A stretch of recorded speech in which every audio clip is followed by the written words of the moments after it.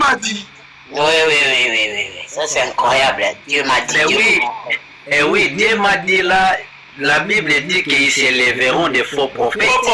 Vous voyez, ils s'élèveront des faux prophètes. Matthieu chapitre 7, verset 15. La Bible dit, gardez-vous des faux prophètes. Ils viennent en vous en vêtements de brebis. Ils vont venir avec Dieu m'a dit.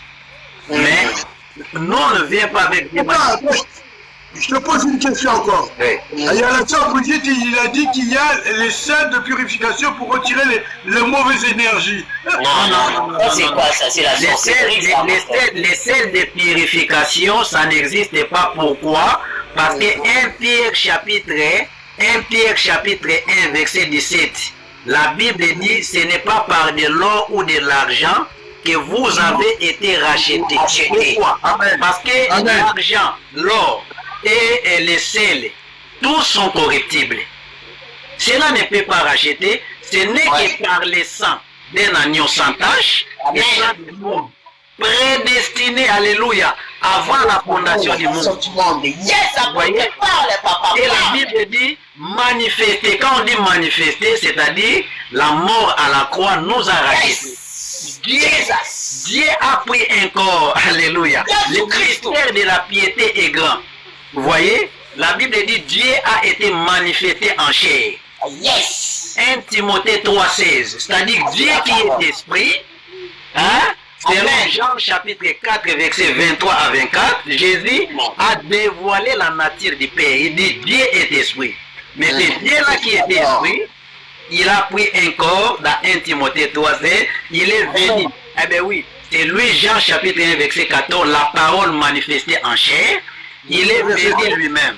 Et quand il est venu, il a manifesté le salut pour la libération de ses enfants.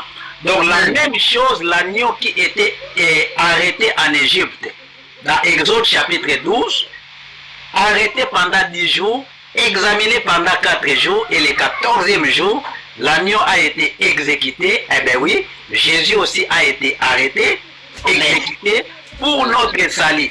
Amen. Donc, des sels, l'huile physique, l'argent monnaie, ce sont des arnaques. Des arnaques. Ce sont des vols. Si quelqu'un vient pour dire que je viens avec des sels pour ta purification, je viens avec l'argent monnaie, tout cela est corruptible. Cela ne peut pas donner la guérison. La guérison, la bénédiction, l'élévation, les changements, c'est Jésus-Christ lui-même. Amen. Donc là, comme aujourd'hui, 800 000 € va être donné à l'église ICC pour traverser, pour avoir la protection du démon. Tu as vu la sorcellerie, apôtre? Apôtre, il faut commencer à faire des lives. Dans la Bible, il n'y a pas une église qu'on appelle ICC. Ça n'existe pas. Dans la Bible, l'église était nommée des villes. L'église, ce sont des hommes qui se retrouvent dans des différents contrées. C'est toi qui es l'église. Et vous dites que Jésus n'est pas Dieu. Et vous dites, parce que vous ne le connaissez pas, je vous dis encore, si Jésus n'est pas le véritable Dieu, de ma vie que je meurs tout de suite. Vous entendez les choses, frères et sœurs? Et vous allez payer 800 000 €. Vous donnez 800 000 € à des choses comme quoi Jésus va faire quelque chose. Jésus, avec tes 800 000 €, il ne fera rien. Ce sont des charlatans, ce sont des sorciers. Il faut, ami, même le traverser là, ça même pas de la vie. Traverser où? Traverser la mer. Pour aller où? Traverser le trottoir. Traverser juste le trottoir, aller de l'autre côté. Aller où, ma sœur? Parce que nous, quand Christ est venu regarder dans Luc chapitre 4, il est venu regarder, il a dit l'Esprit du Seigneur est sur moi, il m'a envoyé pour annoncer la bonne nouvelle aux pauvres, il m'a envoyé pour guérir ceux qui ont les cœurs brisés, pour proclamer la délivrance aux captifs, pour libérer les captifs, et pour proclamer l'année. Donc nous sommes dans l'année de grâce. Nous sommes déjà à l'intérieur de l'année. Il n'y a pas une année de traverse où je dois traverser encore. Si je tombe maintenant, Si je traverse là où je traverse, je tombe. Voilà, là le frère il a bien tapé. Voilà frère, mais si on tombe, on va aller où si on tombe à travers traverser là? Il y a pas là, ce sont des hommes qui ont créé les coutumes chaque année. Apôtre. Si aujourd'hui je sors 800 000 €, je les donne pour traverser. Si je ne traverse pas, si en traversant, une voiture m'écrase, qu'est-ce qui va se passer? Est-ce qu'on va rembourser ma famille? Va aller en enfer. Ah oui. En fait, le problème c'est quoi? Les gens sont en train de penser que si il est pris, s'il donne de l'argent, Oui. c'est ça qui fera qu'il va traverser, il sera en vie. La Bible dit l'homme n'est pas le maître de son souffle. Vraiment. Donne l'argent, Dieu récupère après ton souffle. Maintenant tu traverses où? Il traverse pour aller en enfer. Vous voyez? Tout cela, ce sont des traditions des hommes que les gens ont mis pour attirer. Tu vas traverser, donc il faut amener l'argent dans les temples, donc nous on va prier pour traverser. Mais apôtre, pourquoi ces pasteurs-là ils dépouillent le peuple de Dieu comme ça? Pourquoi ils font ça? Il y a Thierry 67, il dit la traversée de la mer, puis le désert. Oh, le désert c'est hardi, retournons en Égypte. Pendant qu'il y a encore temps. Non, on n'est pas en Égypte. On n'est pas en Égypte. On a déjà quitté l'Égypte parce que l'Égypte c'est le symbole du monde. Mais oui. Colossiens chapitre 1, verset 12, la Bible dit rendez grâce au Père qui nous a rendu capables d'avoir part à l'héritage des saints. Donc tel que nous sommes là, nous avons notre héritage, nous les croyants. La Bible dit qu'il nous a délivrés sous l'autorité de Satan. Nous avons déjà notre délivrance et qu'il nous a transportés déjà dans le royaume de son Fils bien-aimé. En qui nous avons l'adoption et la rémission. L'adoption et la rémission des péchés. Amen. Ouais, le terme adoption là, c'est apolytrosis en grec, qui signifie la délivrance par le paiement d'un prix. Donc le prix a été déjà payé par la rançon. Vous voyez, c'est ça le prix, le sang de Jésus. Eh bien oui, nous, on n'est pas en Égypte. Apôtre, il faut faire des lives là pour bombarder, pardon. Tu parles en français, moi j'ai traduit en lingala pour dire pardon. Non, là le pote il est profond là. Bien sûr, Brigitte, tu voulais dire quelque chose? Ah non. Brigitte, Je vais dire quelque chose. Il y a une image qui m'est revenue à l'esprit, c'est que le costume cravate de Castanou a mis, pour attirer encore plus ses fidèles, un billet sur le front. Comme si le billet, il avait la bénédiction, comme si son front il était béni de toutes les bêtises de l'humanité. Mais allô quoi, non mais franchement, Tu sais que non. non mais c'est un truc de malade quoi. Ouais, Après, on entend aussi qu'il faut faire des bains de sel de purification pour enlever toutes les mauvaises énergies de la vie. Mais je te jure, ça me rend.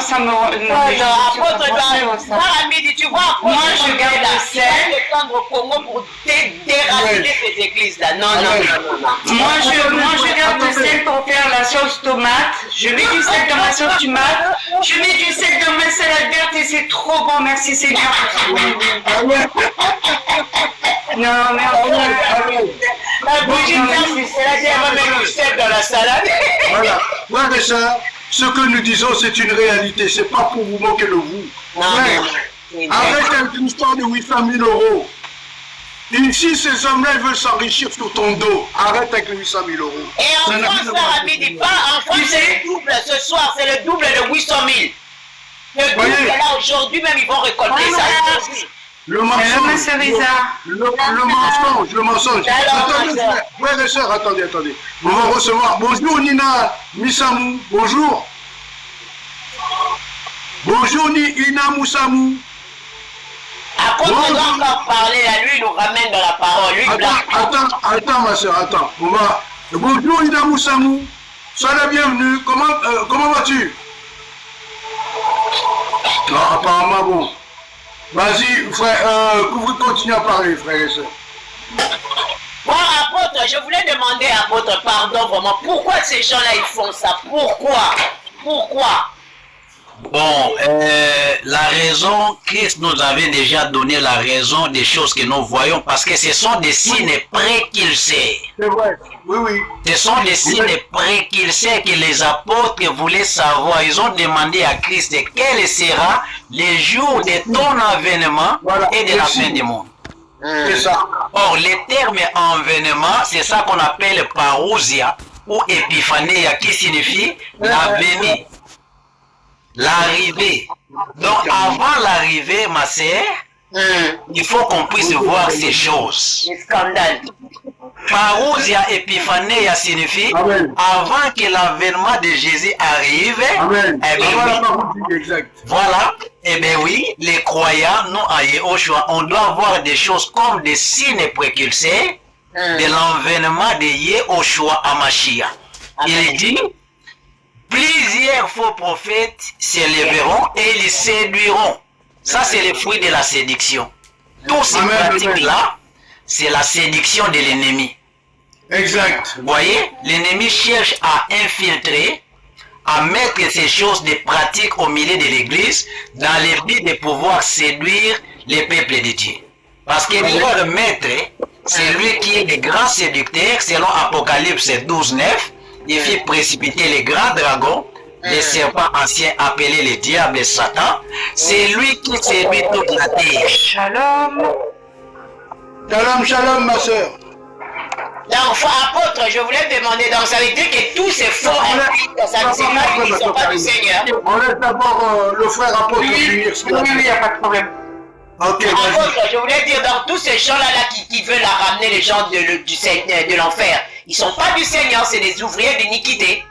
Ah ben oui, ma sœur, regardez, Paul a frappé encore. Moi j'aime Paul, hein, il a frappé encore. Paul a frappé ces gens-là. 2 Corinthiens chapitre 11, verset 3 à 4, Paul a dit, toutefois que les serpents séduisit par sa risque, je crains aussi que vos pensées ne se corrompent et ne se détournent de la simplicité à l'égard de Christ. Vous voyez? Et dans le verset 4, il a cité au moins 3 choses. Il a cité, il y a un autre évangile, il y a un autre Jésus, et il y a un autre esprit. Oui. C'est-à-dire ces frères-là viennent avec un autre évangile. Et l'objectif d'un autre évangile, ça va animer les gens avec un autre esprit. C'est-à-dire quand vous écoutez ces gens-là, le fait de les écouter, vous serez petit à petit séduit et on va te présenter un autre Jésus. Amen. C'est ça en fait. Attends. Apôtre, attends, mon frère. Tu sais combien quand tu es là, j'aime bien comme le frère... L'apôtre, lui, il est à la parole, hein, l'histoire des versets bibliques là. Comme le frère Mario aussi. Donc, je vais te poser une question. Tu as bien fait de dire ça parce que j'ai dit maintenant les chrétiens. Alors donc là, tu me fais comprendre que les chrétiens ne lisent pas la Bible. Non. Mais quand ils sont dans leur bâtiment là, c'est là qu'ils ouvrent la Bible et ils écoutent ce que dit le pasteur. Voilà. Oui. Voilà. Le pasteur devient Jésus. Oui, Il va commencer à parler du début jusqu'à la fin. Il ne faut pas poser la question, hein. Non, il pose pas. Tu poses la question, là, on te dit ferme. Ici, c'est moi qui parle. Ici, c'est les rois. Ouais. C'est les rois qui C'est pour dominent. ça, moi, une fois, il y a un apôtre qui était là en train de parler, il a demandé quelque chose.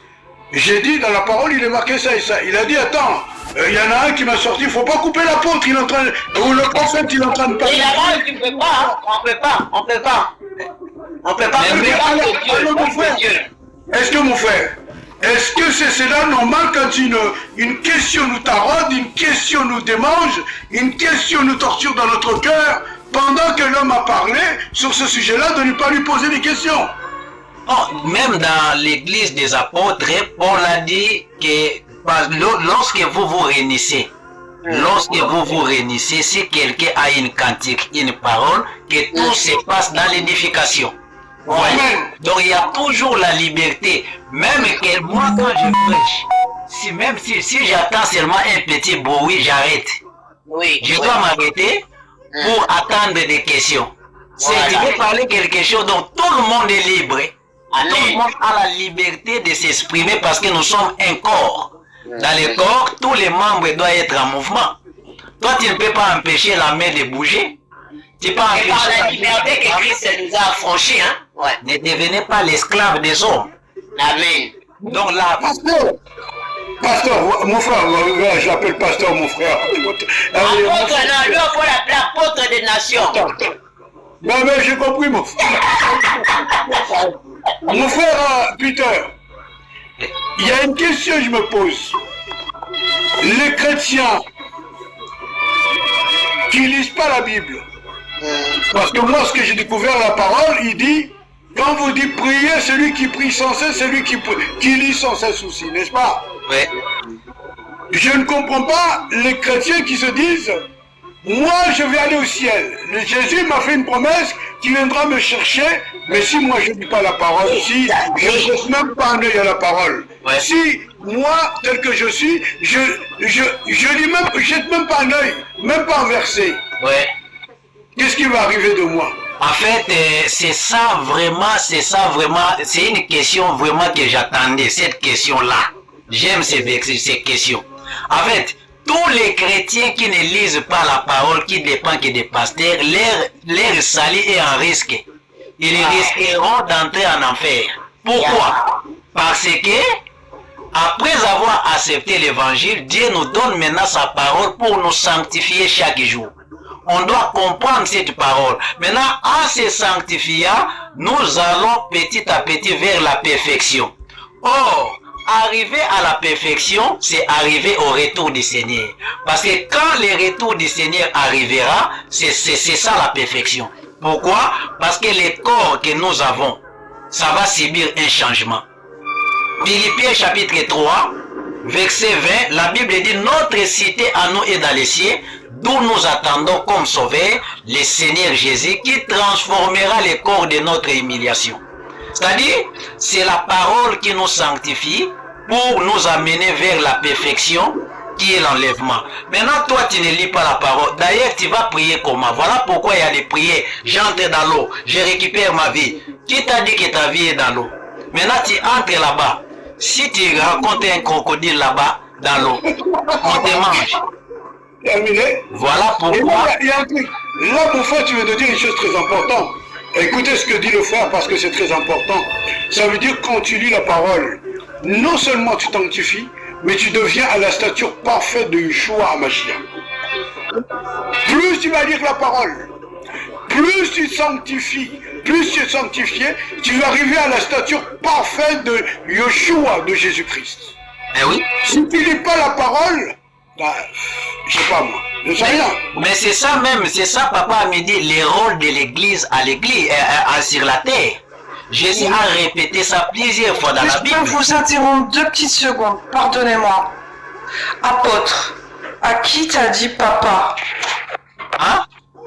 À qui tu as dit papa? Non, c'est à moi qui dis papa parce qu'il voit ça, mais non, c'est ton frère. Non, c'est... On appelle les hommes papa, tu lui aimes, c'est écrit dans la parole. Non, mais d'accord. Il faut faire très attention, il faut comprendre les Écritures. Je vais retourner tout d'abord chez vous pour vous expliquer. Quand on appelle une personne papa, nous savons que le Père qui est au-dessus de tout, c'est Dieu. Il a dit d'appeler personne papa car il y a un seul Père. Mais à part papa qui est Dieu, nous avons aussi, sur le plan biologique, nos papas. Ce n'est pas parce que la Bible dit n'appeler personne papa que tu vas arrêter d'appeler ton père papa. Oui, mais c'est le père qu'on nous a donné parce que forcément on l'appelle papa, mais père, papa, je pense qu'Amidou il a un prénom, enfin, on a tous un prénom, mon frère, ma soeur. Après, c'était sans critique, après, je me permettais juste d'intervenir parce qu'en plus, j'ai beaucoup aimé quand tu as relevé, je pense que c'est toi, qui a relevé ceux qui sont là en train de dire Jésus revient, Jésus revient, Jésus revient depuis des années, et qu'en fait, dans les Écritures, il y a des versets qui disent bien, au moment où il se passera un telle chose, là, à ce moment-là, Jésus arrivera, en fait. J'ai bien aimé ce passage. Oui. Donc voilà, c'est tout. Ma soeur Karima, tu sais, chez nous en Afrique, nos anciens, on les appelle Yaya. Yaya, voilà, tata. On appelle Papa, ça, Yaya. Mon père, un truc comme ça, je crois. Voilà. Donc, des fois, il y a même mon oncle. Je l'appelle papa parce que c'est le respect de... Chez nous, en Afrique, c'est comme ça. Ah, d'accord, ok. Vous voyez? Donc, il faut qu'on voit cela. Non, attends. En Afrique, chez nous, ça veut dire ici, mon père n'est plus là. C'est mon oncle qui va prendre la place de mon père. Il est mon oncle en même temps mon père, par le respect, tu comprends ce que je veux dire? D'accord. C'est lui qui va m'élever. Voilà, tout simplement. Mais Dieu sait qu'on n'a qu'un seul papa, c'est Yoshua Hamashiach. D'accord, mais dans ces cas-là, une fois, bon, quand on appelle papa, bon voilà, en Afrique c'est comme ça, mais une fois qu'on a la parole, une fois qu'on est chrétien, qu'on sait que dans la parole c'est écrit ce verset, est-ce qu'on doit continuer quand même? Non, c'est une marque de respect. Dieu, on sait qu'on n'a qu'un seul père. Non, mais tu réponds pas à la question. Mais si. Non, tu réponds pas. Exact. C'est une seule, c'est une marque de respect, c'est tout. C'est ça, c'est de Attends, je comprends ce que tu dis. Je comprends ce que tu dis, ma soeur. Est-ce qu'on doit continuer? Mon frère, je vais laisser mon frère Peter répondre. Ok. Bon, en fait, dans la Bible, quand tu lis la Bible, il faut comprendre aussi l'aspect contextuel qu'on a utilisé là-bas pour parler des papas. Quand Jésus-Christ parlait, c'était par rapport aux pharisiens, parce que les pharisiens se croyaient que ce sont eux qui sont devenus les pères des esprits de ces gens-là. Donc il y a un papa dans le sens qu'un père spirituel. Nous savons que notre père spirituel, le maître de nos esprits, c'est Jésus, c'est Dieu. C'est lui qui est le maître de nos esprits. Voilà pourquoi Jésus a dit, il ne faut pas appeler n'appeler personne père sur la terre. Mais sur le plan biologique, même apôtre Paul lui-même, il appelle Timothée, mon fils dans la foi. Mon fils dans la foi, oui. Vous voyez, dans la foi, je peux appeler papa dans le sens de la foi. Vous voyez? Mais dans le sens de père spirituel, je ne peux pas appeler une personne père spirituel. Oui. Et dans le sens biologiquement, là où je suis né, je peux appeler aussi une personne papa. Même si la personne là n'est pas mon papa, parce que ce n'est pas seulement ton père qui est ton père, les papas des autres aussi. Tu dois lui donner du respect. Voilà pourquoi dans le sens du respect, on peut appeler une personne papa, comme papa a dit. Quand je l'appelle papa, ce n'est pas pour dire qu'il est mon père spirituel, il n'y a qu'un seul père spirituel. Mais c'est une marque de respect par rapport à l'âge qu'il a. Vous voyez, c'est par rapport à ça. D'accord. C'est comme si tu disais grand-père ou mon grand-père ou quelque chose comme ça en fait. Voilà, c'est dans le sens de papa, yaya, chez nous, surtout chez nous en Afrique. Si quelqu'un, il est âgé, même s'il n'est pas ton grand frère biologiquement, il est âgé plus que toi, Oui. tu peux l'appeler yaya, c'est une façon de respect, hein. Respect à celui qui est plus âgé. Voilà. Bon, apôtre, on va écouter aussi le frère Yaël. Attends, ma soeur Karima, tu restes là. Hein. On va pas... Un petit peu, oui, je voulais vous faire un grand shalom en plus de base. Juste pour tu me manques, ma soeur. Hein. C'est gentil, merci, je suis là avec vous. Tu me fais grève. Merci mon frère, soyez bénis. Et puis tu ne fais pas grève à Yoshua, à Jésus, mais à moi tu me fais grève. Non, pas du tout. Je viens, je repars, je reviens, je repars, et quand je peux rester, je reste. Et Dieu soit béni, t'inquiète pas, ma soeur. Merci mon frère, sois béni. Il y a le frère Yaël qui veut dire quelque chose. Avant de partir.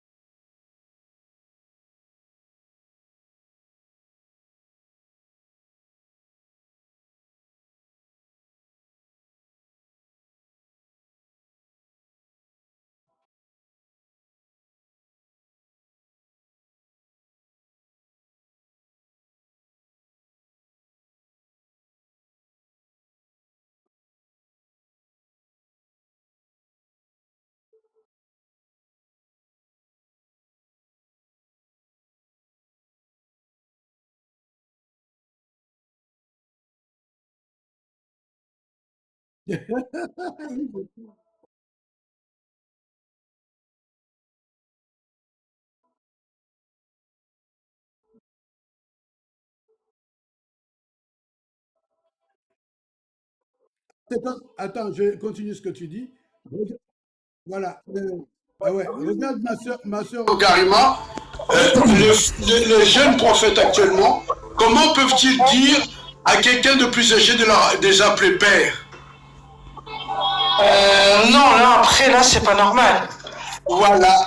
Et il y en a, pourtant, il y en a qui le font. Oui, bien sûr, bien sûr. La personne la plus âgée, au lieu de dire papa, avec beaucoup de respect parce que c'est une personne âgée ou maman, qu'ils ont l'âge de leur mère ou l'âge du grand-père, au lieu d'appeler grand-papa, ils appellent mon fils. Il y en a qui sont comme ça actuellement. Après, mon fils, les apôtres appellent mon fils dans la parole quand ils ont quelqu'un qui éduquait la parole de Dieu, c'est leur fils spirituel en fait. Non, le fils spirituel n'existe pas. Dans la foi. Oui, le fils dans la foi, oui, c'est vrai. Exactement. Mais pas spirituel. Parce que le mot papa spirituel, déjà en elle-même n'existe pas. On n'a qu'un seul père spirituel, c'est Jésus. Voilà, c'est ça. J'aimerais ajouter quelque chose alors. Par rapport au père dans la foi, quand on dit que quelqu'un est père dans la foi, ce n'est pas parce qu'il a des barbes physiques, mais c'est parce qu'il vous transmet la connaissance. Vous voyez, il a une connaissance et quand il vous donne cette connaissance, et cette connaissance fait de vous, vous devenez les disciples de Christ. Vous voyez, donc il est par rapport à la foi, à la connaissance. Vous voyez, il connaît beaucoup de choses pour vous donner afin que vous soyez des disciples. Mais malheureusement, aujourd'hui aussi, même les pères dans la foi, là, ça devient aussi compliqué à comprendre ça parce que tout le monde s'élève. Moi, je suis père dans la foi. C'est ça. Que Dieu soit béni. Voilà. En tout cas, ma soeur Karima, tu sais bien qu'ici, c'est chez toi. Je sais, mon frère, merci. Merci beaucoup, sois béni, mon frère. Voilà, sois et reste béni dans le nom de Jésus. Amen. Merci, ainsi que ta... Comment s'appelle ta femme? Isabelle. Isabelle, toi aussi, sois bénie, sois vraiment richement bénie. Et elle, mon bête, et toi tu dis reste béni, tu dis frère Amédi, reste sois béni, en fait de la bénir, toi tu... Amen, c'est vrai, mais je voulais aussi lui faire un petit coucou en vrai. Non, je sans souci. Nous les enfants de Dieu, on doit rigoler quand même. Mais en tout cas, elle a reçu ta bénédiction. Merci. Amen, amen, merci amen. Seigneur. Et en tout cas, voilà, c'est la fin de l'année. Moi, je ne fête pas Nouvel An. Je reste avec le Seigneur. Je fais pas... Bon, après, s'il faut faire une fête pour aller parler du Seigneur, allons-y, il n'y a pas de problème. Mais voilà, je prie pour que la fin de l'année, ce dernier jour, en fait, soit vraiment révélateur pour beaucoup de chrétiens qui avancent dans la foi. Je prie pour que les bébés spirituels avancent vraiment dans la foi et vraiment lisent la parole. C'est hyper important de la lire avec le Saint-Esprit qui nous guide et qui nous exprime, qui nous apprend et qui nous met vraiment dans le droit chemin et dans le bon chemin. Voilà, je voulais juste dire ça et puis que tous mes frères et sœurs soient richement bénis, que leur famille vraiment aussi soit bénie et nous, qu'on continue à promouvoir la parole de notre Père. Voilà, aujourd'hui vous me voyez. Demain vous risquez de me voir aussi. Ok, je passerai faire un coucou alors. Ah non, le premier j'arrête pas. Non, le premier j'arrête pas. Non, il faut pas arrêter, on est dans une... Le premier j'arrête pas. Et j'ai pas vu Yula. Elle est là, Yula? Non, Yula n'est pas là aujourd'hui, elle s'est absentée, mais il y a des fois elle vient là par surprise. Mais la parole, on ne va pas l'arrêter, je ne veux pas l'arrêter. Même la parole, je ne l'arrête pas. Non, je refuse au nom de Dieu. Amen, gloire au Père, gloire à Jésus. Je veux que mon Père amène beaucoup de mes frères et sœurs qui sont embarqués dans les bâtiments-là. Qui les arrache. Amen. Au nom de Jésus. Poison qui avec les mauvais évangiles qu'on procure là, je veux qu'ils viennent totalement à Christ. Ma prière, c'est que l'année prochaine, que beaucoup d'églises soient vides. Et Amen. Au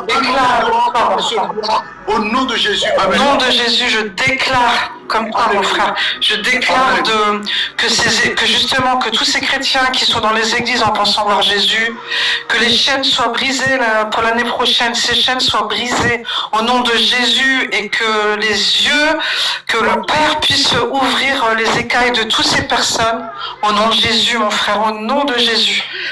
Amen, amen, amen. Amen. En tout cas, sois et reste béni, ma soeur bénie. Merci, mon frère.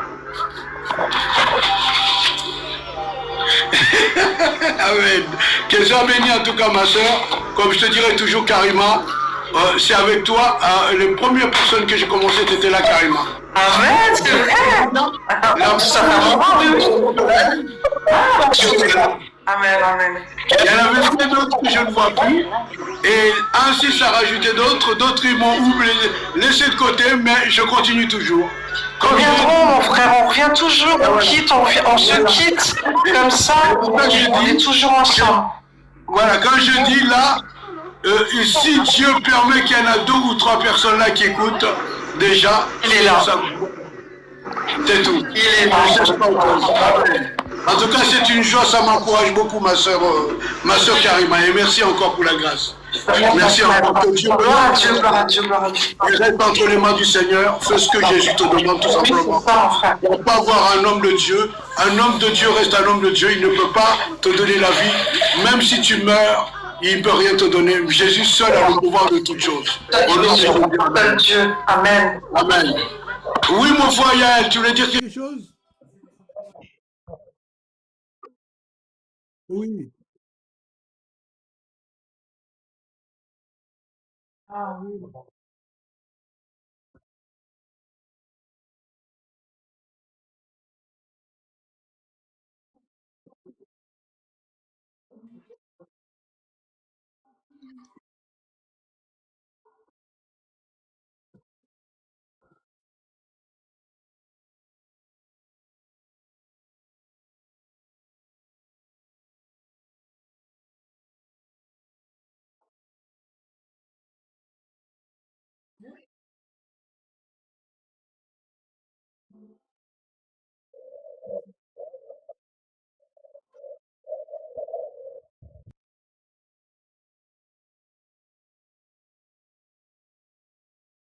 Ah bah c'est difficile, c'est pas difficile ça. J'ai l'ordinateur là, mon frère. Attends. Tu as dit celui qui prête à Dieu, hein? Ah, celui qui donne, voilà. Ah oui, oui, c'est oui. Ah, combien? Proverbe 19, 17. Proverbe 19, 17.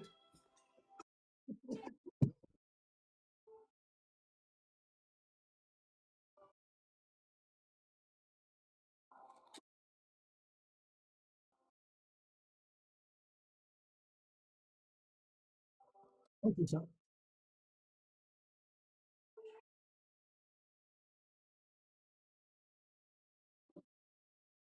Celui qui a pitié qui a pitié du pauvre prête à l'Éternel. Voilà, celui qui a pitié du pauvre prête à l'Éternel. Donc, c'est comme si on dit, jette ton pain avec le temps, tu le retrouveras.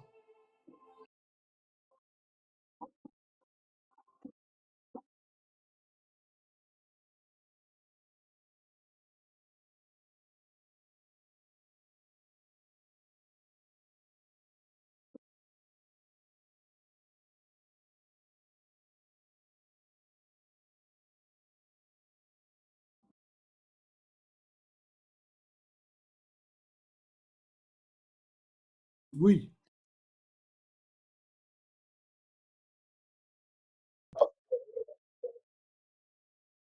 Tellement.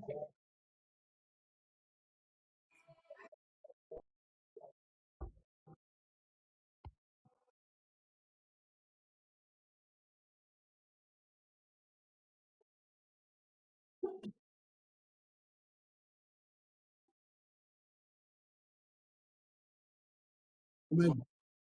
Mhm.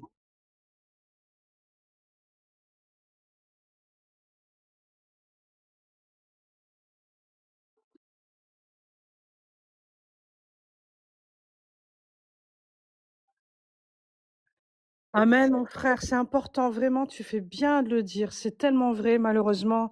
Trop de gens se font arnaquer. Les dîmes, c'est même pas pour les uns et pour les autres, c'est pour se remplir les poches. Et sois béni pour ces paroles, mon frère. Vous entendez ce que vous entendez ce que le frère là a dit et carrément a dit? C'est très important. Ça te concerne, toi, frère. Amen. Même si tu es endurci de cœur, même ma soeur, tu es endurci de cœur, ça te concerne. Mais on est tous Comment toi, tu concernés. peux bien manger, soi-disant tu as connaissance de la parole, tu peux bien dormir pendant que ton frère vient chaque jour à l'église, il a le ventre qui est derrière le dos. C'est pas normal. Il a faim. C'est ça. Il a faim, il a soif. Ils ont besoin. Le Seigneur a dit de souvenir aux besoins des uns des autres. Mais attention, Actes des Apôtres, chapitre 4. attention, Oui. ah, pardon. Attends, laisse-moi finir, ma soeur. Et là, nous devons comprendre quelque chose. Approche-toi, quand tu es dans l'église, là. Approche-toi de chaque frère, chaque sœur. Approche-toi. Essaie de savoir ce qu'il y a. Shalom, le shalom la compte, mais c'est là que le Seigneur va ouvrir les cœurs, enfants qui disent qu'ils ont dans leur cœur, et ensuite tu vas voir que le Seigneur va être réjoui à travers toi. Et en fait, Voilà. Et en fait, par rapport à ce que vous dites, ce qui est hyper important dans la vie d'un chrétien et même dans la vie en général, c'est important aussi, mais encore plus dans la vie d'un chrétien, c'est d'être en règle. Soyez en règle dans tous les sens du terme et c'est Dieu qui va Oui. pourvoir. Amen. C'est Dieu qui pourvoira. Si vous avez des dettes, si vous avez des factures, vous voulez pas payer ou des choses comme ça, prenez un temps, même si c'est 2 euros, même si c'est 3 euros, payez vos factures, mettez-vous en règle et vous verrez qu'une fois que vous serez en règle, vous allez voir que Dieu va pourvoir et c'est merveilleux au nom de Jésus. Amen, amen.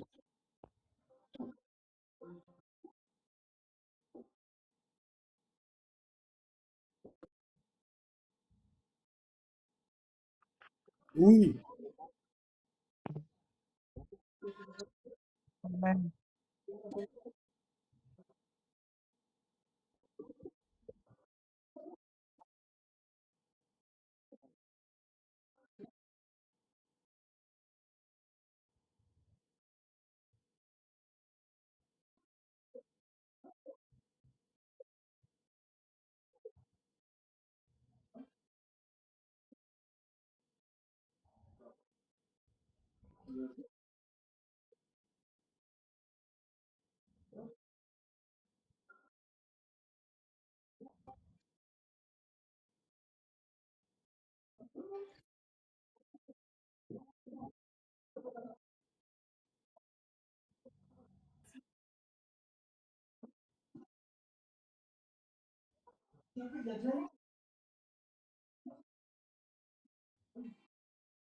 Ça, c'est bon, c'est bon, c'est bon.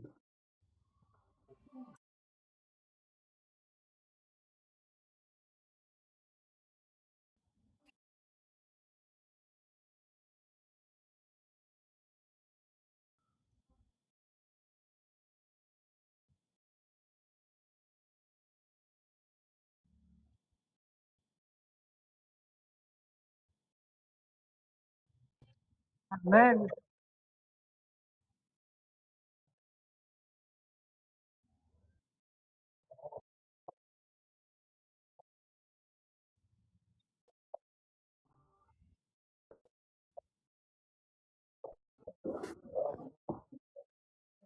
Aïe, aïe.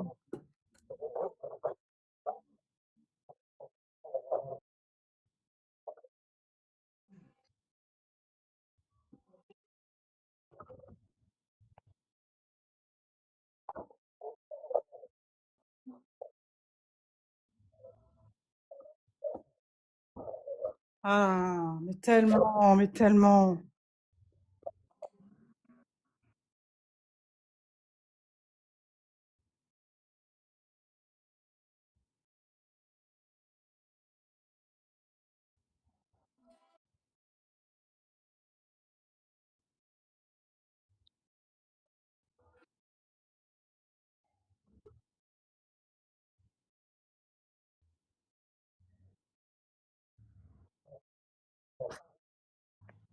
C'est différent.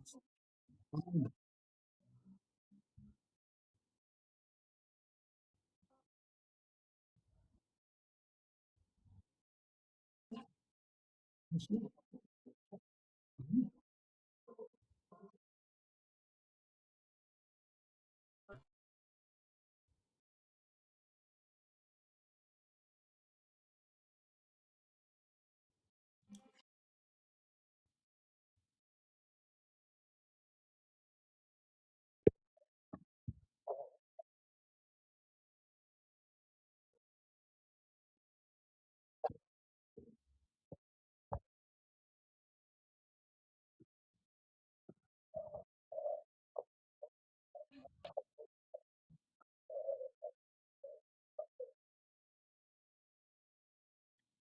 Les veufs et l'orphelin. Amen, mon frère. Mais aussi, Ce qui est vraiment le plus important aussi, c'est qu'on oublie souvent, dans la parole, je vois souvent on peut penser, mais on oublie la veuve et l'orphelin, en fait. C'est vraiment la première chose que Dieu nous demande, c'est la veuve et l'orphelin. La veuve et l'orphelin. La dîme, elle est, à la limite, la dîme, c'est vraiment une invention par rapport à l'ancienne alliance, c'était les 10% d'un salaire. Moi, je rentre pas dans le cas de figure, mais sincèrement, oubliez pas la veuve et l'orphelin qui ont besoin de nous avant toute chose, avant toute chose. Maintenant, ça reste que ce que j'ai compris dans la parole et l'argent, enfin, l'aide pour les pauvres qui sont dehors et tout ça. Le Seigneur, il va toujours nous emmener, si on est avec le Saint-Esprit, il va se servir de nous pour aller vers les uns et vers les autres. Et aussi, quand on dit ça, excusez-moi, je me permets vraiment, pardonnez-moi, faites attention au soi-disant pauvre qui est dans la rue et qui va prendre le pain d'un vrai pauvre. Vraiment, ça c'est hyper important parce que du coup, on est tellement surchargé de pauvres dans les rues. On les voit, ils sont en train de mendier. Et 2 minutes après, tu les vois, ils vont à la banque, ils vont à une tirette, ils tirent de l'argent. Et en fait, ils sont en train d'empêcher les vrais pauvres de recevoir l'argent de ceux qui veulent donner ou la nourriture de ceux qui veulent donner. C'est vraiment un fléau aussi dans les rues. Et voilà, je voulais le dire. Soyez bénis en tout cas. Il y a ma femme qui voulait vous dire quelque chose. C'est une chose qui s'est passée aujourd'hui. Attends, Aigle, tu vas parler après, t'inquiète pas. Vas-y, Isa. Shalom à tous. Ce qui s'est passé, c'est que tout à l'heure, je suis partie, on habite pas loin d'un centre commercial. Et en fait, j'étais avec ma fille, puis on est sorti par une sortie par laquelle on sort régulièrement. Et en fait, c'est une sortie, il y a quelques marches, et puis souvent, il y a un monsieur SDF là, un monsieur africain qui est là, mais très très gentil, il dit bonjour, il dit seulement bonjour, il demande jamais rien en fait. Et tout à l'heure, je sais pas pourquoi, je suis passée devant lui, et en fait, il me dit bonjour, je le regarde, il me dit bonjour, je lui réponds. Et j'avance un peu, puis je dis à ma fille, je fais attends, je vais, quand il y avait une boulangerie pas très loin, je me suis dit, je vais aller voir le monsieur, lui demander s'il a besoin de quelque chose. Et d'habitude, il faut savoir que je vais pas, j'ai beaucoup de mal à aller vers les SDF, c'est pas quelque chose que je fais naturellement à tort. Et en fait, je me suis dit, je vais aller comme lui demander s'il a besoin de quelque chose. Je me dis, j'avais à cœur d'aller lui demander. Donc du coup, je suis allée le voir, je lui ai redit bonjour, je lui ai demandé comment ça allait. Puis il avait le sourire. Et je lui ai dit, mais est-ce que tu as besoin de quelque chose? Je lui ai dit, d'accord, je lui ai dit, comment ça va? Parce que c'est pas la première fois que je le vois à cet endroit-là. Et il me dit, il dit, oui, ça va, et toi? Je dis, oui, ça va aussi. Je dis, mais est-ce que tu as besoin de quelque chose? Il me dit, non, t'inquiète pas, c'est bon, j'ai ce qu'il faut, on m'a déjà donné à manger, j'ai tout ce qu'il faut, etc. Et en fait, le Seigneur a permis parce que j'ai commencé à dire, mais tu sais que Dieu t'aime. Dieu te veut avec lui, il veut ton cœur. Pas ton cœur physique, il te veut avec lui. Il m'a dit, oui, c'est vrai, il a dit, c'est ça. Après, il m'a dit, mais en plus, il a dit, il était toujours souriait toujours. J'ai dit, il me dit, mais Dieu peut venir à travers quelqu'un, à travers toi, à travers quelqu'un d'autre pour me voir. Je dis oui. Je dis, le Seigneur, il peut se révéler, il peut venir sous n'importe quelle forme pour visiter quelqu'un. J'en ai des frissons. Et j'ai dit, on sait jamais si c'est ça peut être un ange déguisé, ça peut être un ange, ça peut être le Seigneur qui vient. Amen, tout à fait. C'est ça. Et en fait, ce monsieur-là, je lui ai dit, mais malgré la situation dans laquelle il était, c'est un monsieur qui est d'un certain âge. Et il me dit, j'ai dit, tu sais, je t'admire. Pas dans le sens que j'idolâtre, je dis, j'admire le sourire que tu as. Parce que j'ai dit, la situation dans laquelle tu as le sourire. C'est pas tout le monde qui réagirait comme ça. Et du coup, c'est vrai que c'est quelque chose que je voulais raconter à mon mari une fois qu'il avait fini le live. Et en fait, c'est vrai que là, c'est simplement encourager quelqu'un. Parce que ce monsieur, je le vois tout le temps. Et le monsieur a toujours le sourire. Il dit juste bonjour, il demande jamais rien. Et c'est un monsieur qui est tout le temps au même endroit. Et franchement, et quand je suis partie, franchement, j'avais une telle joie. Ce monsieur-là, le Seigneur a permis que ça me donne une telle joie. Je me suis dit, voilà, amen. Gloire au Seigneur, parce qu'en fait, il y a tellement de choses à faire, il y a tellement de gens à s'occuper, que ce soit en France ou dans d'autres pays, que l'œuvre est grande. Et c'est ça, là où on comprend que la moisson est grande et qu'on n'est pas assez nombreux pour le faire. Manque d'ouvriers. Voilà, on manque d'ouvriers, mais en plus, on ressent, le Seigneur permet qu'on ressente les gens vers qui on doit aller, parce qu'effectivement, il y a des gens, on a déjà testé, il y a des gens qui viennent, qui veulent seulement de l'argent. Et moi, quand c'est de l'argent, je donne pas. Je préfère acheter quelque chose. La personne a la faim, je préfère acheter quelque chose. Parce que c'est là où on voit si la personne a vraiment faim. Eh oui. Et en même temps, on peut Et en fait, nous, c'est ce qu'on fait souvent avec mon mari. On voit. Et on a déjà fait l'expérience à plusieurs reprises. Et c'est là où on voit que le Seigneur est glorifié quand les gens ont vraiment faim et qu'on donne. Parce qu'on donne sans rien attendre en retour. Amen. Et on donne parce qu'on sait que le Seigneur est glorifié à ce moment-là. Et qu'on peut parler de lui en donnant. Ces personnes-là ont besoin aussi d'entendre. Et tout à fait. Tout à fait, moi je suis complètement d'accord. Et c'est vrai que dans le cœur, après on se sent. C'est une victoire, quoi. C'est. Waouh, on se sent vraiment bien. Ça me fait penser aussi à. Il n'y a pas très longtemps, l'année dernière, je crois, il y avait un petit jeune qui voulait militer pour à un moment donné, il y avait des entreprises, il y avait des gens qui perdaient leur emploi, qui se retrouvaient à la rue. Et en fait, le garçon, il militait comme ça, il voulait des signatures, tout ça. Et moi, j'ai dit, écoute, moi, je ne signe pas, je ne milite pas. Par contre, je prie, je peux demander au Seigneur pour qu'il intervienne dans la situation. Bon, il m'a regardé un petit peu bête. Bon, j'ai parlé de Jésus, qu'il aimait ceci, cela. Et à un moment donné, je pars et je reviens et je dis, tiens, j'aimerais te poser une question. Toi qui es là en train d'attendre les signatures des uns et des autres, est-ce que si maintenant, tu avais le choix entre aller sur une croix et subir ce que Jésus-Christ a subi et rendre tous ses emplois à ces gens, qu'est-ce que tu ferais? Tu le ferais, toi? Tu serais capable de le faire? Et il m'a regardé. Moi, je lui ai dit, moi, je me sentirais pas capable de le faire. Et c'est là où, des fois, on se rend pas compte, mais des fois, les gens, ils vont dans une cause, mais ils n'ont pas conscience de leur cause, en fait. Est-ce que on est capable de se mettre vraiment à la place des gens, de comprendre les gens comme Jésus, il allait vers les gens? Et ça, on le ressent, c'est dans notre corps, dans notre cœur, en fait. Ouais. Et cet homme, excusez-moi, et cet homme-là, c'est vrai que peut-être, ça peut être un ange, ça peut être Jésus, en fait, et on ne sait pas. Amen. Amen. Amen, amen. Ah, j'entends pas bien. Le Seigneur aussi comment j'allais réagir, comment j'allais réagir, même pas avec cette personne-là. Et c'est vrai que on se sent bien, on a l'impression d'avoir fait quelque chose, une bonne chose, mais pour le Seigneur en fait. Pourtant, on est tout près. Hein. La victoire, une victoire de ouf en fait, comme si vraiment la victoire, elle a.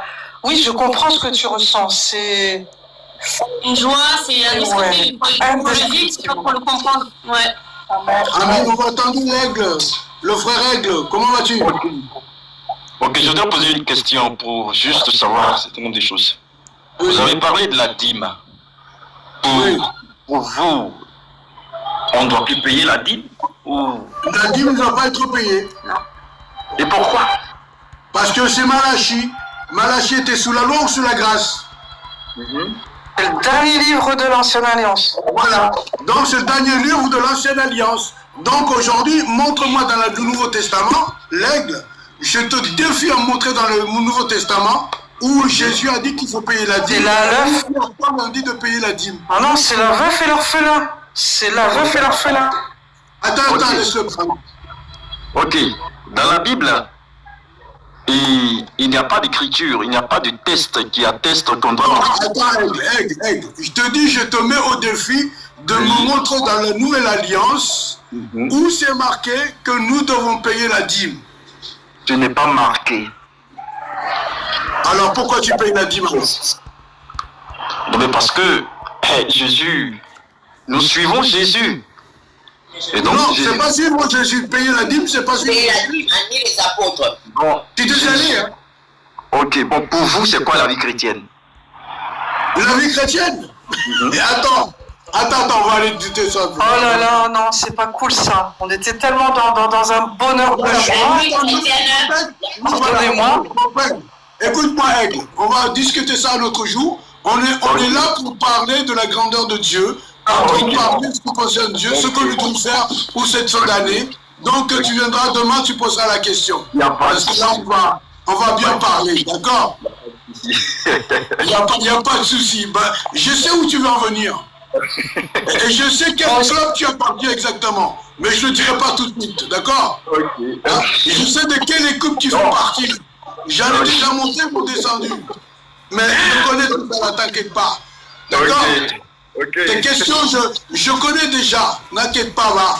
On va bien discuter avec beaucoup de patience. Moi, je t'aime beaucoup au nom de Jésus, sans arrière-pensée. Moi aussi. D'accord?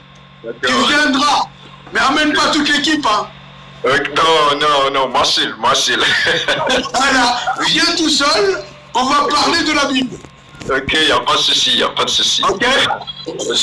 Mais mon frère, les bontés de Jésus, les bontés du Seigneur, faut en parler.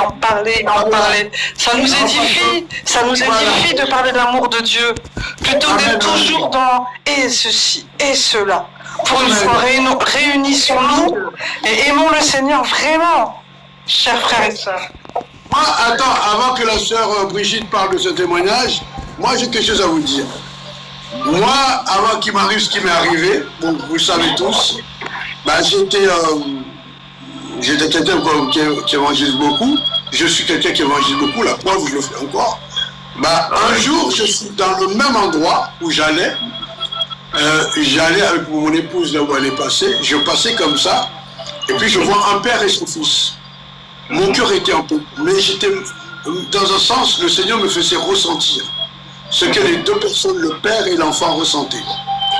C'est là que j'ai commencé à dire malaise.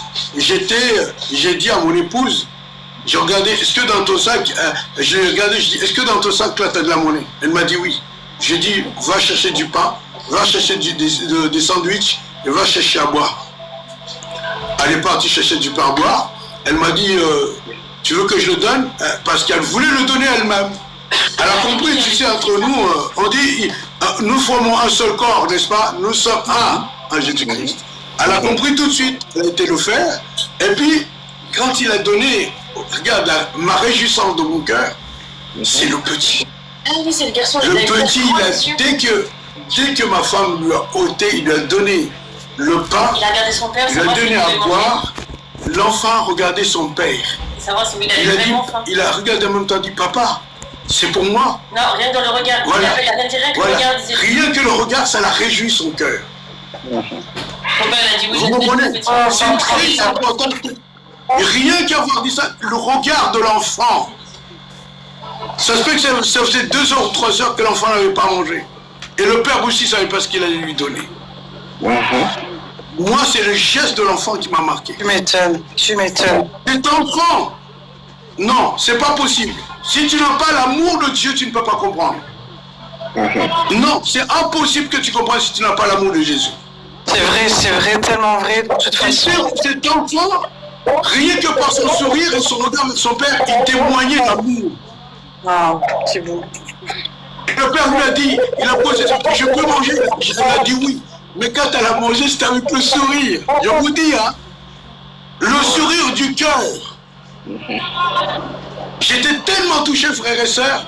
Après on leur a donné, j'ai discuté un peu avec le père, après je suis parti. Ne minimise pas, je t'assure, ce que tu rencontres en cours de route, ici ou en Afrique. Amen, c'est vrai. Faites attention, il ne faut pas minimiser. Je dis, frères et sœurs, faites attention. Ça se peut même c'est Jésus. Le petit garçon peut être Jésus. Hein. Mais exactement. Le petit Jésus peut être l'ange de l'Éternel, comme vous dites. C'est l'ange de l'Éternel, c'est Jésus lui-même qui s'est révélé à Manuac. Hein. C'est comme celle qui attendait l'avenue de Jésus et 3 personnes sont venues frapper et qu'elle lui a dit mais je t'ai attendu, tu n'es pas venu, et il lui a dit je suis venu 3 fois, tu ne m'as jamais Tu m'as pas reçu. Ouais, tu m'as pas reçu. Donc faites attention les gens que vous avez dehors. Même quelqu'un qui demande tu lui jettes un morceau de pain. je veux juste à manger et à boire, ou qui te dit qu'il veut juste à boire, fais attention à tes réponses. Je dis celui qui peut agir selon l'amour de Dieu, c'est celui qui peut agir selon l'amour de Dieu, c'est celui qui est pardonné et sauvé. Amen, amen, amen. Je vous dis, celui qui témoigne de l'amour de Christ, pour celui qui pour une veuve, pour l'orphelin, pour le pauvre et l'étranger, celui qui est dans le besoin, c'est celui-là qui est pardonné, qui est sauvé. Dans ce cas-là, il est capable de comprendre, quand la parole le dit, le Seigneur dit, allez faire des nations des disciples. Il est capable de comprendre et d'agir par l'amour et pour l'amour de Jésus-Christ, de Yeshua. Paramidi, pardon. Tu vois, les gens ici en Europe, en Occident, les gens, ils ont du mal à donner même 50 centimes. Des préférences, parce qu'il y a aussi le monde spirituel qui est bien réel. Une autre personne va se faire passer comme un clochard ou je sais pas, un mendiant, tout ça, pour juste prendre ta pièce. Et si tu n'es pas fort spirituellement, il va aller te travailler. Ça, c'est une réalité, les gens connaissent pas. Donc, des préférences. Des préférences, pars dans une boulangerie, dans un McDo, puis que tu achètes un hamburger, il y a 1 euro, 2 euros, tu prends, tu lui donnes. Si c'est quelqu'un qui a vraiment faim, il va prendre. Si quelqu'un, il a la nourriture, il veut pas prendre, là c'est autre chose. Là, ne donne pas, moi personnellement, je donne plus mon argent. Je donne plus l'argent dans la rue. Parce qu'on ne sait pas, le Seigneur demande de veiller et prier. Quand tu fais quelque chose, ça doit venir du Seigneur. Comme le frère Gaël dit, vous achetez des sandwichs, vous mettez du jambon, tout ce que vous voulez, vous allez distribuer. Parce que l'argent, on ne joue pas avec l'argent. Par exemple, c'est des orphelins en Afrique, là, on est obligé d'envoyer l'argent. Soit si toi-même tu es sur place, tu sors ton argent, tu pars, tu appelles un responsable, vous allez au magasin, au marché, vous achetez des vêtements, tout ça, et vous donnez. Tu vois, mais les gens qui sont ici en Europe, des gens, ils sont dans des loges, ils sont dans des trucs de foi, ils se déguisent même comme des clochards pour attirer les âmes. Donc, achetez plutôt de la nourriture pour distribuer. Ouais. Ma soeur, je te parlais de la nourriture. Oui, c'est ça, oui. Je comprends très bien cela, ma soeur. Oui. Bon, apparemment, il y a une soeur qui s'appelle Zika. Attends, on va te laisser parler après, ma soeur. Bonjour, Zika. Zika, bonjour. Oui, bonjour bien-aimé, bonjour dans le Seigneur, je salue tout le monde. Comment vas-tu? Je vais très bien. Gloire à Dieu, je vais bien, oui. Je suis un tout petit peu enrhumé, mais le Seigneur... Oh là, oui. On t'écoute. Ah, il a du mal, il y a un problème, il y a un souci là. Oui, quand tu agis envers un sorcier, il ne va rien pouvoir faire contre toi. Oui, la nourriture, oui. Je sais que ma soeur élue de Yeshua a raison. Vous m'entendez?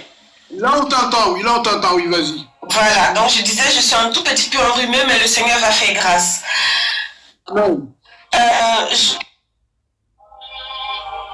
Ah. Je suis montée en fait, ça fait pas longtemps que je suis tombée sur votre live. Est-ce qu'on doit appeler les gens sur cette partie-là? Et je suis montée spécialement pour ça. Alors, je voulais dire, si c'est marqué dans la Bible, vous savez, le Seigneur ne fait rien au hasard. Quand c'est marqué si c'est marqué dans la Bible, il faut respecter ce qui est marqué. En fait, il faut comprendre ce qui est marqué dans la Bible et suivre ce qui est marqué par rapport à ça. J'ai remarqué, le Saint-Esprit m'avait mis... Pardon? Où tu veux en venir, ma soeur? Alors, je veux en venir parce que... où je veux en venir, c'est que en Afrique, comme un des frères disait, appeler les gens papa, c'est... je suis africaine, donc appeler quelqu'un papa, c'est un signe de respect. Ça, c'est vrai.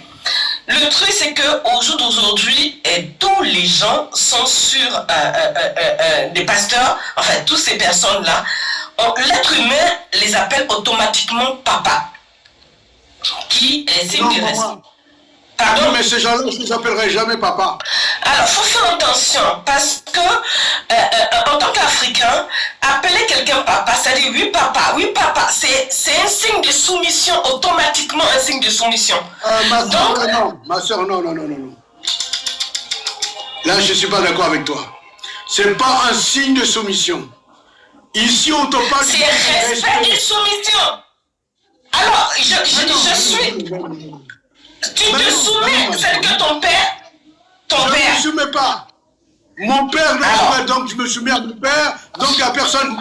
Mon père est mort. Attends, mon père est mort. J'appelle mon oncle mon père. Ça veut dire je suis soumis à lui?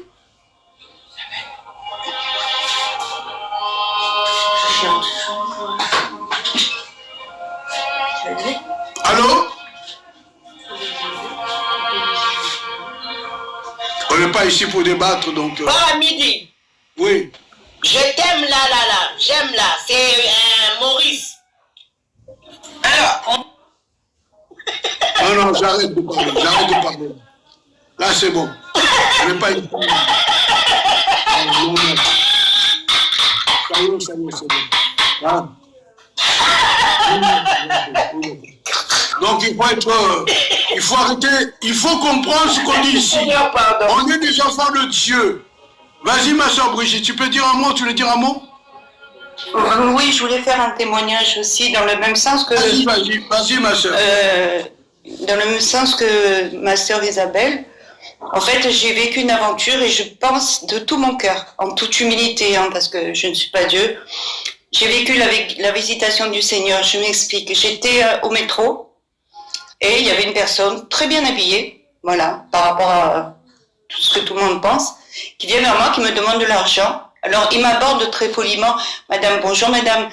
Je me suis retournée, bonjour monsieur, il me dit, n'ayez pas peur. J'ai dit, ne vous inquiétez pas, j'ai pas peur du tout. Il me dit, vous n'auriez pas un petit peu de monnaie? Et Dieu m'en est témoin, je n'avais absolument rien. J'ai dit, je suis désolée, vraiment, je suis désolée, je n'ai rien du tout. Il me dit, bon, ben, c'est pas grave. Il me dit, mais vous avez pas la carte bleue? J'ai dit, oui, bien sûr. Et lui m'a répondu, c'était... Attends, ma sœur, attends, tu vas comprendre. Il me dit, ah oui, c'est vrai, autour de vous, il n'y a pas de distributeur. Comment il pouvait le savoir? Comment il pouvait savoir qu'autour de moi, il n'y avait pas de distributeur? Il était dans le métro. Tu vois ce que je veux dire? Et au fond de mon cœur, et jusqu'à aujourd'hui, je suis sûre que c'était le Seigneur qui a testé, qui s'est manifesté, je dirais ça comme ça, pour voir mon honnêteté, pour voir si je disais la vérité. Et je n'avais pas un centime. Voilà, je n'avais pas un centime. Après, j'ai un autre témoignage. J'ai été touchée, enfin le Saint-Esprit m'a touchée. J'ai donné, comment je pourrais dire ça, à une sœur qui est en Afrique, qui fait des panels de prière tous les matins. Et j'ai participé. Et je suis dans la joie parce qu'elle a pu aider les prisonniers et les petits-enfants pour acheter ceci ou cela. Moi, comme j'ai dit, j'ai pas grand-chose... Des orphelins et puis des prisonniers, d'accord. Okay. Voilà. J'ai dit, j'ai pas grand-chose. Le peu que j'ai, je te le donne sans... Voilà, de tout mon cœur. Après, tu en fais ce que tu veux. Voilà, ma soeur Brigitte. Quand oui. Tu as donné, est-ce que tu t'es senti contrarié, tu t'es senti angoissé ou tu t'es senti gêné? Oh non, voilà. J'étais dans la joie. Je lui ai même rien demandé après. Je lui ai même rien demandé. Tu l'as fait selon le Seigneur. Voilà. Ah mais parce oui, que mais bien évidemment. On donne librement, sans contrainte. Ça veut dire qu'il y a une joie qui se développe quand on donne. Mais complètement, mon frère. Ah, c'est ça qui fait la différence. Voilà, c'est ça qui fait la différence. Complètement. Et je ne l'ai pas rappelé en lui disant, alors qu'est-ce que tu as fait? Non, elle a été libre. Moi, j'ai eu à cœur de l'aider. Et ben, je l'ai aidé par la grâce de Dieu parce que c'est le Seigneur qui a mon argent, donc j'ai fait ce que j'ai pu. Comme je dis tout le temps, si je pouvais, je donnerais tout mon argent, mais bon, on vit dans ce monde, on a tous des obligations, on est d'accord. Mais voilà, et j'ai fait la même chose pour un frère qui garde ses 2 filles, qui est séparé de son épouse et qui est dans une difficulté. Le Seigneur a fait grâce, il a trouvé un travail, mais il n'avait pas de quoi faire manger ses enfants. Et il n'a jamais osé me demander, et je l'ai appris par une autre sœur, ça fait un petit peu, je me permettrai de dire, une boule de neige. Et je lui ai dit, mon frère, je suis désolée, j'ai pas beaucoup. Il me dit, ma sœur, mais arrête, tout ce que tu m'as donné, c'est énorme. Et c'est pareil, quand tu donnes comme ça, tu es dans la joie. Ça te fait du bien parce que pourquoi je réagis comme ça aussi? J'ai la grâce de notre Seigneur, moi, d'être dans un appartement, j'ai le chauffage, j'ai des couvertures, j'ai de l'eau, je mange, même si j'ai du pain dur, mais j'ai du pain. Ayons ce cœur-là, Moi, c'est ce que je ne doute de personne. Non, vraiment, je ne doute de personne. Mais voilà, c'est... Enfin, Brigitte, ton problème là, il est réglé ou pas? Oui. Il est réglé? Gloire à Jésus. Oui. Enfin, amen. Quand tu es en train de parler, cette femme, ma soeur Brigitte, là, vous voyez, ici, c'est l'exemple même de nos assemblées, comment nous devons être avec les frères et sœurs. Comment qu'elle parle là, je vous dis, c'est l'exemple même comment nous devons être entre frères et sœurs dans les assemblées. S'approcher des autres. S'approcher des autres. Se secourir les uns les autres. C'est très important. Ça fait partie de notre vie.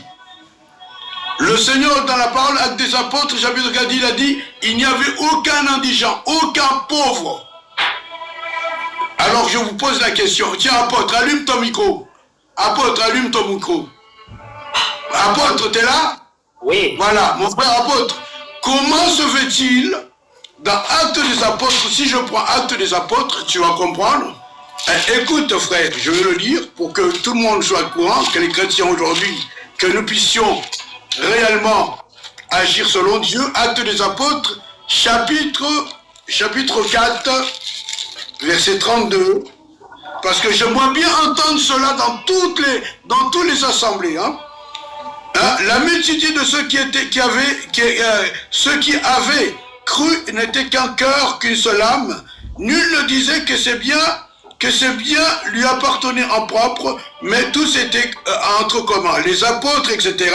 Et ici, c'est le mot indigent. Voilà, merci. C'est le verset 4, le verset 34, il dit ici, car il n'y avait parmi eux aucun indigent, et tous ceux qui possédaient des champs et des terrains, de terrain ou des champs, des maisons, les vendaient, apportaient le prix du pied des apôtres, et le déposaient au pied des apôtres, et l'ont distribué.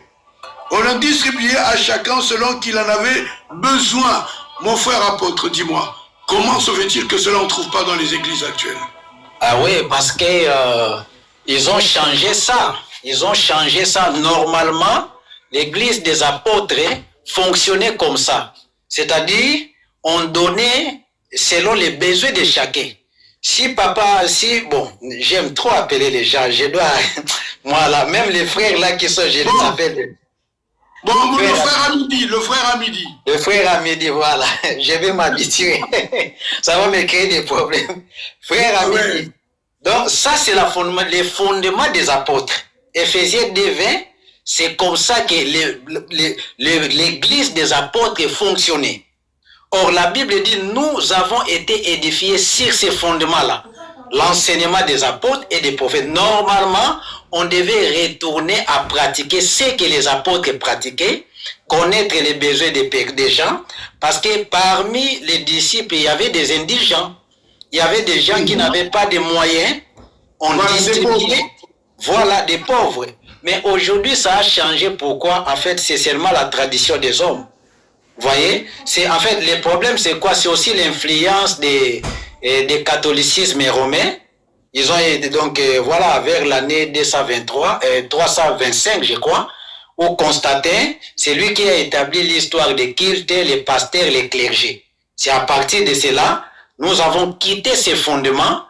Maintenant, l'Église dépend maintenant, non, de Christ. Ça commence à dépendre des hommes, des apôtres. Pasteur prend tout, il met dans sa poche, et il rentre dans sa maison pour donner ça à sa famille. Mais tandis qu'au milieu de l'Église là, au milieu des frères, il y a des gens qui manquent à manger, il y a des gens qui manquent à boire. Donc, en fait, l'Église est sortie sur les fondements. Et c'est ça le travail que nous sommes en train de faire. Que les gens retournent sur les fondements des apôtres, que les gens reconnaissent que quand on est ensemble, l'argent, les biens, n'est pas pour une personne. C'est pour l'intérêt de chacun. C'est-à-dire, que quelqu'un manque à manger, il faut lui assister. Voilà, il faut lui assister, il faut lui donner. Mais aujourd'hui, il n'y en a pas. Pourquoi nous sommes sortis en fait. En fait, l'Église ne pratique pas encore ce qui est écrit comme les fondements bibliques. On a ajouté nos propres traditions, on a ajouté nos propres pensées, et ça devient une réalité, une vérité. Maintenant, si quelqu'un vient pour prêcher ça, dégage. Nous, on a l'habitude déjà de le faire. Vous voyez? Donc, voilà. C'est la même chose avec apôtre Paul. Quand il est allé dans Actes chapitre 19, quand il est allé dans l'église d'Éphèse, il a parcouru toutes les fêtes, il est entré dans les synagogues. Les gens étaient déjà habitués à écouter d'autres messages.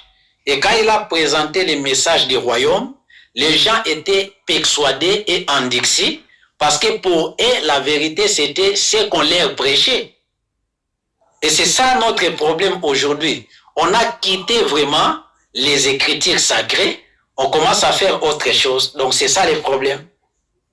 Donc mon frère, qu'est-ce que tu veux me dire ici? Comme tu le dis, mon peuple périt faute de connaissance. Eh bien oui. Mon peuple périt faute de connaissance. Ben oui, parce que regardez, même dans Acte 4 là, si vous allez même dans Acte 6, vous allez voir la responsabilité de s'occuper des indigents ou la distribution de chaque jour a été confiée aussi aux diacres. Parce que les apôtres se sont dit, il n'est pas bon que nous puissions servir les deux côtés, restons dans la parole, et on a donné cette responsabilité-là au diaconat, on a choisi les diacres pour distribuer les biens, la nourriture. Vous voyez? Mais aujourd'hui, quelqu'un qui est avec vous dans les églises, s'il a des problèmes, personne ne peut l'assister, personne ne pense même à lui. Les pasteurs pensent déjà que non, il doit donner l'argent, il doit donner la dîme. Donc c'est ça le problème. Donc tu voyais, ce que tu dis mon frère, c'est la vérité. Parce que si je prends Osée 4:6, il dit ici, mon peuple, ici, il faut que nous comprenions, déclaration que mon peuple périt faute de connaissance, souligne l'importance de la connaissance, de la compréhension, de la vie spirituelle et sociale. En fait, c'est ce qui manque au peuple de Dieu, n'est-ce pas? Ouais. C'est ce qui leur manque. Et si je continue, ce verset met en lumière les conséquences de l'ignorance et du rejet de la connaissance divine. Il se dit que le manque de la connaissance peut mener à la destruction et à la perte de la relation avec Dieu. C'est ce que la plupart des chrétiens ne veulent pas. Parce qu'ils ne veulent pas faire du bien. Si, on dit dans la parole, si je lis dans c'est Romains 12, il dit que Dieu est bon, agréable et parfait. Donc si Dieu est bon, s'il s'est donné à lui-même, c'est aussi pour nous rendre bons, agréables et parfaits, de nous ramener à sa propre perfection, n'est-ce pas? Afin que par la suite nous puissions vivre l'éternité avec lui. C'est ça mon frère? Ben oui. Vous voyez que la plupart des chrétiens refusent totalement ce genre de choses. C'est ce qu'il y a de plus grave. Hein? C'est très grave ce genre de choses. Oui. Voilà. C'est très important que nous comprenions. Donc Dieu bénit à partir d'aujourd'hui mon frère apôtre, il faut m'appeler le frère. D'accord? Ouais. On veut pas de soucis. C'est ça. Non, frère Abid, il va t'appeler Papa Berger Abid. J'ai l'habitude, même ma femme est à la maison. Oui. En fait, je me suis habitué à appeler. Il y a des fois, j'appelle un jeune garçon et me regarde, mais toi aussi. Il y a des fois. Mais je dois faire. Moi j'appelle. Mais pourtant, ça m'arrive, mon épouse, je l'appelle maman.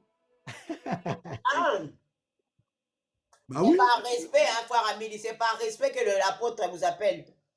Bah oui, mais je sais, moi, je l'ai compris, mais d'autres... Mais frère Amidi, c'est vrai, même moi, je vous considère comme mon père. En plus, je n'ai pas de père spirituel. Vous êtes mon père de la foi. Hein? Ah, voilà, mais pas spirituel. Je ne veux pas prendre la place de Yeshua. Ah oui, mon frère. Oui. Non, merci. Non. Daddy Chou. Daddy Chou, Daddy Chou. Daddy Chou, Daddy Chou, Daddy Chou. Ça va aller. Non, merci, faut pas... Ah, mais on va vous appeler berger, c'est mieux. Ah, berger, si Dieu c'est la volonté de Dieu, berger...